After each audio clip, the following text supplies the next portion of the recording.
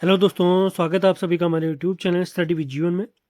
उत्तराखंड सामान्य अध्ययन में जो कि हम परीक्षा वाणी और बीएसटी की बुक के माध्यम से देख रहे हैं। आज का हमारा टॉपिक है उत्तराखंड प्रमुख व्यक्तित्व भाग 3। इससे पहले के जो टॉपिक हमने करवाए हैं उन सभी के लिंक वीडियो के डिस्क्रिप्शन में दिए गए हैं, वहाँ से आप हमसे जुड़ सकते हैं। सभी महत्वपूर्ण लिंक हमारे टेलीग्राम चैनल, व्हाट्सएप चैनल, सभी के लिंक वीडियो के डिस्क्रिप्शन में दिए गए हैं। परीक्षा वाणी के अंतर्गत आप ये चैप्टर जो हाईलाइटेड पोर्शन आपको दिख रहे हैं वो हमारे समाप्त हो चुके हैं। प्रमुख व्यक्तित्व वाला टॉपिक हमने देखना है। बीएस निगी के अंतर्गत अगर मैं बात करता हूं तो आप ये हाईलाइटेड पोर्शन देख सकते हैं। ये टॉपिक हम समाप्त कर चुके हैं। पीडीएफ इत्यादि के लिए आप मेरे नंबर 7895127508 पर संपर्क कर सकते हैं।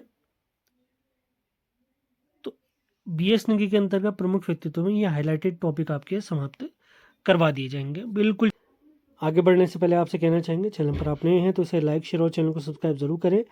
वीडियोस बिल्कुल फ्री हैं। पीडीएफ से अगर आप जुड़ना चाहते हैं तो इस नंबर पर आपने संपर्क करना है। बैच हमारा 11 दिसंबर से स्टार्ट हुआ है, बहुत जल्द इसको समाप्त भी किया जाएगा, उसकी चिंता बिल्कुल न करें। कंप्लीट बैच आपको करवाया जाएगा। आगे बढ़ने से पहले आपको बताना चाहेंगे, आगामी स्नातक स्तरीय भर्ती परीक्षा, इसी के साथ कनिष्ठ सहायक, लोअर पीसीएस आदि जो भी हमें भर्ती परीक्षाएं यूके ट्रिपल एस और यूके पीएससी द्वारा कराई जाएंगी, उनके लिए हमारे द्वारा उत्तराखंड करंट अफेयर्स और राष्ट्रीय अंतर्राष्ट्रीय करंट अफेयर्स के जनवरी 2025 से दिसंबर 2025 तक के कंप्लीट नोट्स तैयार हैं। इनकी वीडियोस आपको हमारे इसी चैनल पर प्राप्त हो जाएंगी। पीडीएफ नोट्स जो कि मेरे द्वारा खुद बनाए गए हैं वो पेड हैं। अगर वो आप चाहते हैं तो इस नंबर पर आप संपर्क कर सकते हैं 7895127508। इसी के साथ आगामी जो स्नातक स्तरीय भर्ती परीक्षा है उसके लिए यूके ट्रिपल एस के सिलेबस के अकॉर्डिंग सामान्य हिंदी के हमने 3 वीडियो बैच समाप्त कर चुके हैं। चौथा वीडियो बैच और अंतिम वीडियो बैच हमने 5 जनवरी से स्टार्ट कर दिया है। 15 फरवरी को यह बैच समाप्त हो जाएगा। ईजिली आप इसको डेली वीडियो देख सकते हैं, रिवाइज कर सकते हैं, अपने नोट्स बना सकते हैं। यदि इस बैच से जुड़ना चाहते हैं तो इस दिए गए नंबर पर आप संपर्क कर सकते हैं। सभी महत्वपूर्ण लिंक वीडियो के डिस्क्रिप्शन में दिए गए हैं। तो बिना टाइम वेस्ट किए स्टार्ट करते हैं। प्रमुख व्यक्तित्व वाली सीरीज को आगे बढ़ाते हुए आज हम देखेंगे उत्तराखंड के प्रमुख पर्यावरण से रिलेटिव व्यक्ति, इसमें जैसे सुंदरलाल बहुगुणा जी, हमारी गौरा देवी जी, विश्वेश्वर दत्त सकलानी जी, चंडी प्रसाद भट्ट जी, बहुत सारे लोग हैं। उन सभी के बारे में आज कम्प्लीटली देखने वाले हैं। तो सबसे पहले हमारे सुंदरलाल बहुगुणा जी। इनका जन्म 9 जनवरी 1927 को मरोड़ा गांव टिहरी में हुआ है। इन्हें वृक्ष मित्र के नाम से भी जाना जाता है और चिपको आंदोलन के प्रणेता भी माने जाते हैं। चिपको आंदोलन वास्तविक रूप से चंडी प्रसाद भट्ट और हमारे गौरा देवी जी की देन है, उसमें इनका सहयोग भी माना जाता है। मुख्य रूप से गौरा देवी और चंडी प्रसाद भट्ट जी, ये ध्यान रखना है हमने। इन्होंने अपनी पत्नी विमला जी के सहयोग से पर्वतीय नवजीवन मंडल की स्थापना की थी, काफ़ी इंपॉर्टेंट है। अगला पॉइंट भी काफ़ी इंपॉर्टेंट हो सकता है। रिचर्ड बेकर के साथ मिलकर इन्होंने वृक्ष मानव संस्था बनाई थी। 1949 में असहायों के लिए उन्होंने टिहरी में ठक्कर बाबा हॉस्टल की स्थापना भी की थी। दबे कुचले वर्ग असहायों के लिए काफ़ी काम किया था इन्होंने स्टार्टिंग से ही। इनका प्रमुख नारा हमने ध्यान रखना है, हिमालय बचाओ देश बचाओ, इनका ही नारा है हमारे सुंदरलाल बहुगुणा जी का। इनको मिले प्रमुख पुरस्कारों की बात करते हैं। सबसे पहले 1981 में भारत सरकार द्वारा इन्हें पद्मश्री पुरस्कार से सम्मानित किया गया, लेकिन इन्होंने इसे लेने से इनकार कर लिया था। 2009 में इन्हें फिर बाद में पद्म विभूषण दिया गया था, ये ध्यान रखना हमने, अभी पढ़ेंगे आगे हम। पद्म पुरस्कार और भारत रत्न पुरस्कार की शुरुआत अगर मैं आपको बताऊं तो 1954 में हुई थी, ये अपने ध्यान रखना है। एक पुरस्कार आता है, सबसे पहले नंबर पे आता है भारत रत्न, उसके बाद आता है पद्म विभूषण दूसरे नंबर पे, तीसरे नंबर पे आता है पद्मश्री और तीसरे नंबर पे आता है पद्म भूषण और चौथे नंबर पे आता है पद्मश्री। भारत रत्न, पद्म विभूषण, पद्म भूषण और पद्मश्री, ये भारत के सबसे बड़े पुरस्कारों का क्रम है। 1984 में इन्हें राष्ट्रीय एकता पुरस्कार से सम्मानित किया गया है सिंघवी ट्रस्ट के द्वारा। 1985 में वृक्ष मित्र संस्था बम्बई के द्वारा इन्हें वृक्ष मानव पुरस्कार से सम्मानित किया गया है। 1987 में इन्हें सरस्वती सम्मान से सम्मानित किया गया है। एक सरस्वती सम्मान वो साहित्य से रिलेटेड है, उसकी शुरुआत 1991 में हुई थी, जो पहली बार हरवंश राय बच्चन को दिया गया था। अमिताभ बच्चन जी के पिताजी जो हैं मधुशाला पुस्तक के लिए, वो अलग सम्मान है, ये अलग सम्मान है, दोनों अलग है, ध्यान रखना है आपने। 1987 में इन्हें द राइट लिवलीहुड पुरस्कार से सम्मानित किया गया, काफी इंपॉर्टेंट हो सकता है। अगले पॉइंट्स की तरफ बढ़ते हैं। 1989 में रुड़की विश्वविद्यालय द्वारा सामाजिक विज्ञान के क्षेत्र में, सोशल साइंस के फील्ड में इन्हें डॉक्टर की मानद उपाधि से सम्मानित किया गया है। सन 1999 में इन्हें गांधी सेवा सम्मान से सम्मानित किया गया, जबकि 2009 में इन्हें पद्म विभूषण से सम्मानित किया गया, जो कि भारत का दूसरा सबसे बड़ा नागरिकों को दिया जाने वाला सम्मान है। इनका निधन हाल ही में 21 मई 2021 को हुआ है, ये भी हमने ध्यान रखना है। सारे महत्वपूर्ण पॉइंट इनसे रिलेटेड जितने हो सकते थे हमने कवर कर लिए हैं। अब देखते हैं अगली महान विभूति, अगले पर्यावरणविद चंडी प्रसाद भट्ट जी। इनका जन्म 23 जनवरी 1934 को गोपेश्वर चमोली में हुआ है। 1964 में इन्होंने गोपेश्वर में ही दसौली ग्राम स्वराज संघ की स्थापना की थी। चिपको आंदोलन को आगे बढ़ाने के लिए इन्होंने डालियों का दगड़िया नामक संस्था बताई। डाल मतलब शाखाएं, दगड़िया माने दोस्त, पेड़ों से रिलेटेड। अब इनके प्रमुख पुरस्कारों की बात कर लेते हैं। सबसे पहले 1982 में इन्हें रेमन मैग्सेसे पुरस्कार से सम्मानित किया गया है और इस सम्मान से सम्मानित होने वाले प्रथम उत्तराखंडी व्यक्ति हैं। 1986 में इन्हें पद्मश्री से सम्मानित किया गया। 1987 में इन्हें ग्लोबल 500 पुरस्कार से सम्मानित किया गया है संयुक्त राष्ट्र पर्यावरण कार्यक्रम के द्वारा, UNEP United Nation Environment Programme के द्वारा। 1991 में इंदिरा गांधी पर्यावरण पुरस्कार से सम्मानित किया गया। इसी के साथ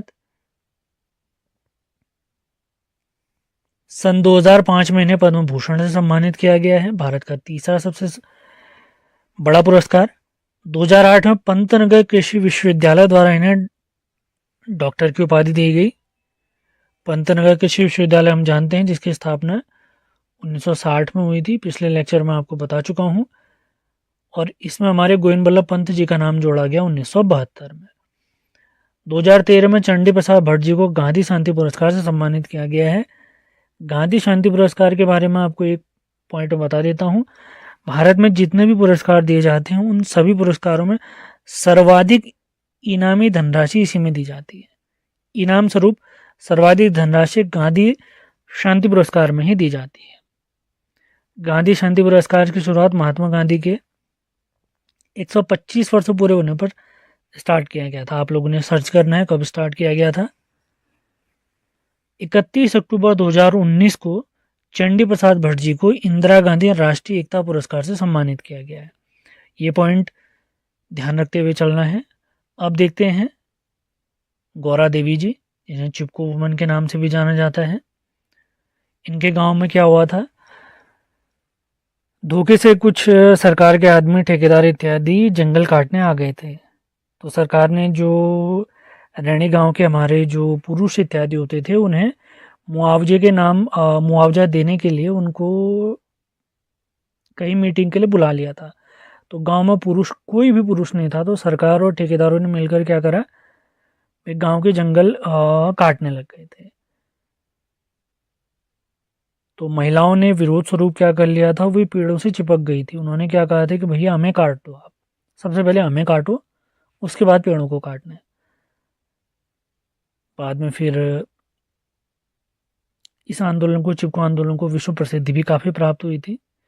आगे हम जानते भी पहाड़ में भी, और पहाड़ में क्या हर किसी व्यक्ति के लिए पेड़ बहुत ज़्यादा ज़रूरी हैं। पेड़ों के माध्यम से ही हमारा जीवन चल रहा है और चलते रहेगा। तो इनके जन्म के बारे में देखते हैं। इनका जन्म 1925 में लाता गांव चमोली में हुआ है। इनके पिताजी नारायण सिंह जो कि मारछा जनजाति से रिलेटेड है, भूटियाओं की मारछा जनजाति से रिलेटेड, जबकि इनके पति मेहरवान सिंह ये रैणी गांव के हैं, तोलछा बोटिया। पिताजी की तरफ से मारछा बोटिया और पति की तरफ से तोलछा बोटिया। इनके पुत्र का नाम है चंद्र सिंह, याद रखेंगे। गौरा देवी जी की बात हो रही है। 1972 में महिला मंगल दल और रैणी गांव में बनाया गया था, उसकी ये अध्यक्ष बनी थी। काफ़ी इंपॉर्टेंट पॉइंट है। 1972 में इनकी चंडी प्रसाद भट्ट जी से मुलाकात हुई थी। चिपको आंदोलन को आगे बढ़ाने का वास्तविक रूप से इसका श्रेय जाता है गौरा देवी जी और चंडी प्रसाद भट्ट जी को, ये ध्यान रखना है हमने। फिर स्टार्ट होता है 26 मार्च 1974 को चिपको आंदोलन रैणी गांव में। मैंने कहानी बता ही दी है। उस समय पे क्या है, पेड़ों की मार्किंग इत्यादि की जाती थी। अब क्या है, डेवलपमेंट के नाम पर कहें या व्यापार के नाम पर कहें, डेवलपमेंट तो क्या करेंगे ये लोग, व्यापारी प्रवृत्ति के लोग, आप लोग जानते ही हैं। पेड़ों की मार्किंग इत्यादि की गई थी, तो इससे काफ़ी आहत हो गए थे। तो बाद में ये आंदोलन स्टार्ट भी हुआ था। 1986 में गौरा देवी जी को अपने चिपको आंदोलन के लिए, विश्व प्रसिद्ध चिपको आंदोलन के लिए भारत सरकार द्वारा पहला वृक्ष मित्र पुरस्कार से सम्मानित किया गया। इनका प्रमुख नारा था चिपको आंदोलन के दौरान, मारो गोली और काट लो हमारा मायका। ये ध्यान रखना है, काफ़ी इंपॉर्टेंट पॉइंट है। अब उस समय पे क्या था ना, मरता क्या न करता वाला सीन था। हमें भी आगे बढ़ने के लिए जीवन में रिस्क लेना बहुत ज़रूरी है। कुछ पाने के लिए बहुत कुछ छोड़ना पड़ता है। तो बहुत ध्यान लगाकर आप वाकई चाहते हैं कि हमें नौकरी प्राप्त हो, तो अपने जितने भी डिस्ट्रैक्शन है, किसके क्या डिस्ट्रैक्शन है, कौन अपना टाइम कहाँ वेस्ट कर रहा है, हर कोई जानता है। तो उस टाइम डिस्ट्रैक्शन को ख़त्म कीजिए। मेन फोकस, अगर वाकई आप पढ़ाई में लगे हुए हैं तो 100% अपना पढ़ाई को ही दीजिए। सपने भी पढ़ाई वाले ही आने चाहिए, तब जाके नौकरी आएगी, तब जाके अंजलि मिलेगी पटवारी वाली। अगला मोस्ट इम्पोर्टेंट पॉइंट है 23 मार्च 1974 में, 23 मार्च 1974 को गोपेश्वर में सड़क निर्माण हेतु एक रैली हुई थी। उसमें जो सड़क निर्माण का विरोध करने के लिए जो रैली हुई थी, उसका नेतृत्व किया था हमारी गौरा देवी जी ने। ये चिपको आंदोलन से 3 दिन पहले की घटना है, ये ध्यान रखना है हमने। और इनका निधन हुआ है 4 जुलाई 1991 को। भी काफ़ी इंपॉर्टेंट पॉइंट हो सकता है। सारे इंपॉर्टेंट पॉइंट मैंने यहाँ पे लिखे हुए हैं। अगले प्रमुख व्यक्ति आते हैं हमारे कल्याण सिंह रावत जी, जिन्होंने